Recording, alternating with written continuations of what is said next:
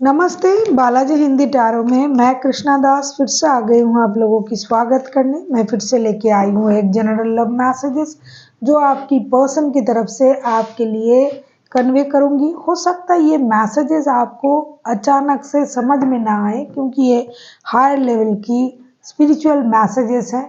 कभी कभी इसमें आपको रोमांटिक मैसेजेस भी मिल सकता है। जो भी आएगा ये यूनिवर्स की तरफ से मैं आपके सामने वो कन्वे करूँगी। हो सकता है यही बात ये पर्सन आपसे बोलना चाहते हैं या फिर आप चाहते हो, लेकिन तभी आपको ये बात समझ में नहीं आता या फिर आप उसको इग्नोर करते हो। जो भी है ये मैसेजेस मैं आपके लिए कन्वे करूँगी, जनरल मैसेजेस है। हो सकता है हर बात आपके साथ रेजोनेट ना करे, जितना भी रेजोनेट करता है उसको रखें, बाकी को छोड़ दें। हो सकता है बाकी किसी और के लिए। सनसाइन मूनसाइन किसी भी साइन से अगर आप एक्वेरियस हुए यानी कुंभ राशि हुए तो ये मैसेजेस आपके लिए होगी। इसको आप 7 दिन तक देख सकते हो। जेंडर स्पेसिफिक भी नहीं है और एनर्जी वाइज वर्षा होते रहते हैं, इसका थोड़ा ख्याल रखिएगा। देख लेते हैं एक्वेरियस यानी कुंभ राशि आपके पर्सन आपके लिए कौन सा मैसेज देना चाहते हैं। Give thanks for the blessings of love which is we deserve. Know that you deserve to be have a love and desire your heart. ये कहना चाहते हैं कि यूनिवर्स को शुक्रिया अदा कीजिए कि जो प्यार आपको मिला है, जो आपको दिल को जो प्यार मिला है, जो आप डिजर्व करते हो, और यूनिवर्स ने आपको वही प्यार आपके दिल तक पहुंचाया है, इसलिए आपको यूनिवर्स का शुक्रिया अदा करना चाहिए। बहुत अच्छी बात है। मैंने अभी आपसे कहा कि ये जो सोच है ये हायर लेवल की सोच है, ये हर किसी की सोचने की बात नहीं है। तो जो भी प्यार हमें मिला है, जो भी हमें यूनिवर्स से मिला है, वो सारा ही हमारे लिए ब्लेसिंग्स है। हम ब्लेस्ड हैं कि हमें प्यार मिला है। बहुत सारे ऐसे लोग हैं जिनके जीवन में प्यार नहीं है, जो दुखी रहते हैं, हर्ट होते हैं, लेकिन जिनको प्यार मिला है वो ब्लेसिंग्स उनको मिल रहा है यूनिवर्स की तरफ से, तो यूनिवर्स को आपको शुक्रिया अदा करना चाहिए। देख लेते हैं आपके लिए और क्या मैसेजेस देना चाहते हैं क्यूरियस आपके पर्सन। देख लेते हैं आपके लिए और क्या मैसेजेस देना चाहते हैं क्यूरियस आपके पर्सन आपके लिए और क्या मैसेजेस देना चाहते हैं।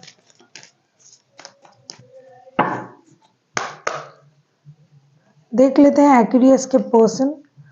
You may not always understand why certain things are happen. However, there is always a higher purpose. Definitely, हो सकता है आपको ये समझ में नहीं आता है कि अरे ऐसा क्यों हो रहा है, वैसा क्यों हो रहा है।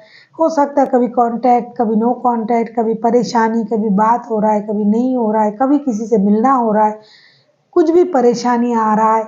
कभी आपको पूरे सारे चीज़ अच्छे लगने लगते हैं, कभी आप एक जो है डिप्रेशन में चले जाते हो, चीज़ें सही होना बंद हो जाता है आपके हिसाब से।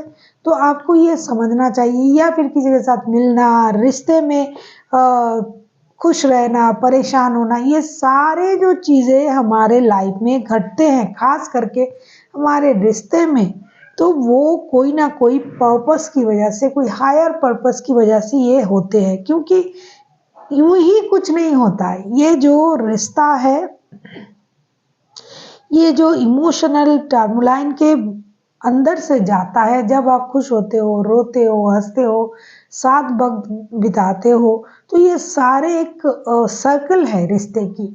तो कोई भी ऐसा सिचुएशन नहीं है जो रिश्ते में यूं ही आ जाते हैं, उसके पर्पस होते हैं। हो सकता है कि उसके बाद जब आप दुखी होते हो, उसके बाद जब आपका रिश्ता फिर से जुड़ता है, बहुत अच्छी तरीके से आप अपनी जो भी कमियां हैं, जो भी आपके नुक्स है, उसे आप रिकवर कर सकते हो। आपके पर्सन आपको समझने लग जाते हैं, आप उनको समझने लग जाते हो। तो कोई भी कारण के बिना कुछ भी नहीं होता है हमारे लाइफ में, यही आपसे ये कहना चाहते हैं। देख लेते हैं आपके पर्सन आपसे और क्या कहना चाहते हैं क्यूरियस। अगर आपको रीडिंग अच्छी लगे चैनल को सब्सक्राइब कर दीजिएगा, लाइक शेयर एंड कमेंट करना भी ना भूलिए। किसी को पर्सनल रीडिंग चाहिए तो डिस्क्रिप्शन बॉक्स में इसका डिटेल्स है, आप उसे पढ़ के मेरे साथ कांटेक्ट कर सकते हो।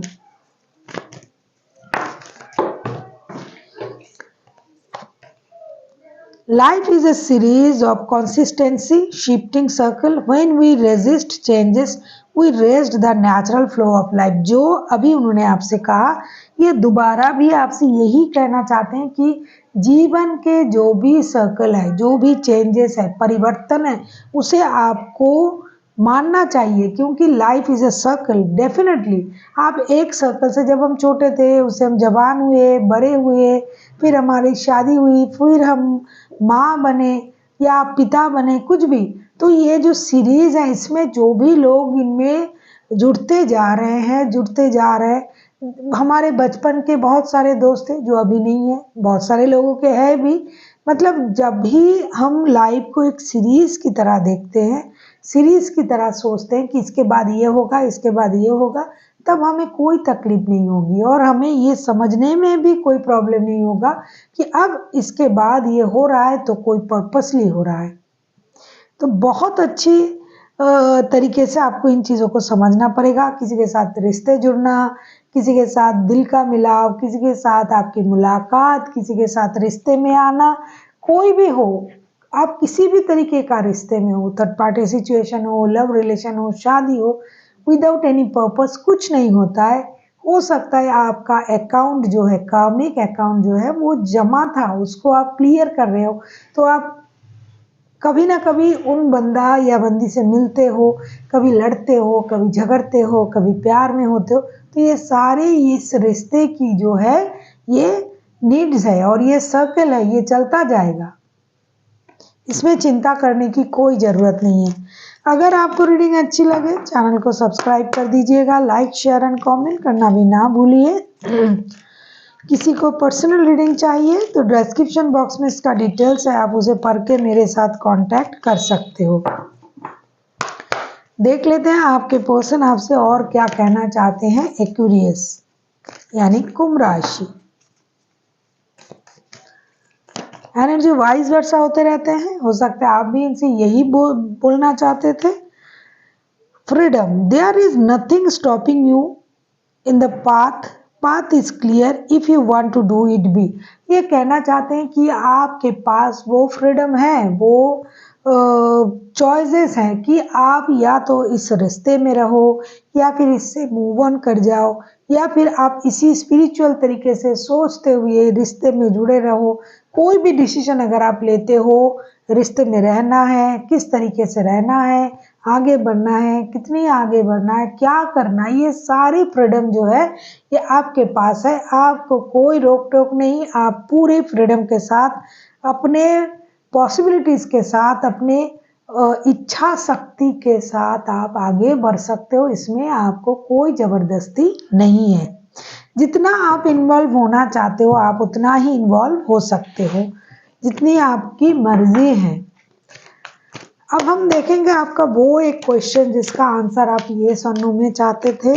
अगर आपने अभी तक नहीं सोचा तो प्लीज़ सोच लीजिए, वीडियो को पॉज करें फिर सोच के आइए। तब तक मैं कार्ड निकाल रही हूँ। कोई भी एक क्वेश्चन जिसका आंसर आपको येस और नो में चाहिए था। अगर आपने सोच लिया है तो मैं ये लस्ट सफल है, इसके बाद मैं कार्ड निकालूंगी। प्लीज यूनिवर्स मदद करें।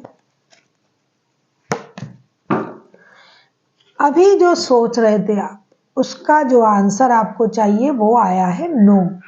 इस नो का मतलब ना नहीं है, इस नो का मतलब है सरेंडर। आपको यूनिवर्स को सरेंडर करना पड़ेगा। हो सकता है किसी काम को आप करने के लिए बहुत दिनों से कोशिश कर रहे हो लेकिन वो नहीं हो रहा है, तो आपकी कोशिश तो आपने कर ली, अब आपसे नहीं हो रहा है और वो होने का चांसेस भी आपको नहीं दिखाई दे रहा है, तो डेफिनेटली आपको इस नो को किसको सरेंडर करना पड़ेगा? यूनिवर्स को। आप अपनी नो को यूनिवर्स को सरेंडर करें और उनसे मदद मांगे कि आपका ये काम अब वो कर दे, तब जाके आपका ये काम डेफिनेटली बनेगा। So thank you for watching and फिर मिलते हैं नई वीडियो के साथ। तब तक के लिए स्वस्थ रहिए, मस्त रहिए और वीडियो देखते रहिए।